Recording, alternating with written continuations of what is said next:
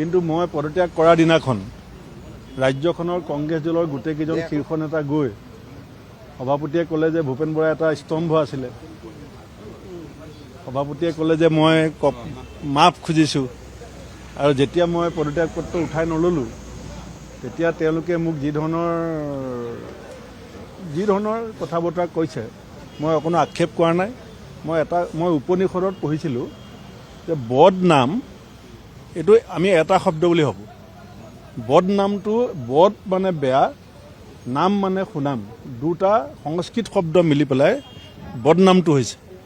এতিয়া যিদিনাখন মই আছুৰ পৰা কংগ্ৰেছলৈ আহিছিলোঁ 93 চনত, তেতিয়াও মোৰ বদনাম ওলাইছিলে। কিন্তু সেইজন ভূপেন বৰাই গৈ অসম বিধানসভাত শ্ৰেষ্ঠ বিধায়কৰ বঁটা পালে আৰু কংগ্ৰেছ দলে অসম প্ৰদেশ কংগ্ৰেছৰ সভাপতি পাতিলে। এতিয়া মোৰ বদনাম ওলাইছে। বিজেপি দলে যদি মোক সুযোগ দিয়ে সেই বদনাম মই নিজে মোহাৰি ৰাইজৰ সন্মুখত মোৰ যিটো সুনাম সেইটো মই প্ৰতিষ্ঠা কৰিম। নাটক বুলি নকওঁ, মোক ভাল পায়। আৰু যেতিয়া লক্ষ্মণ বৰ্জন হৈছিলে, এতিয়া কথাটো লক্ষ্মণ বৰ্জনটো হৈছে, এতিয়া তেওঁলোকে মোক বৰ্জন কৰা নাই, মই তেওঁলোকক বৰ্জন কৰিছোঁ। নাই, অঁতৰাবই লাগিব। এতিয়া মোক ৰাজীৱ ভৱনত ৰাখিলে কেনেকৈ হ'ব?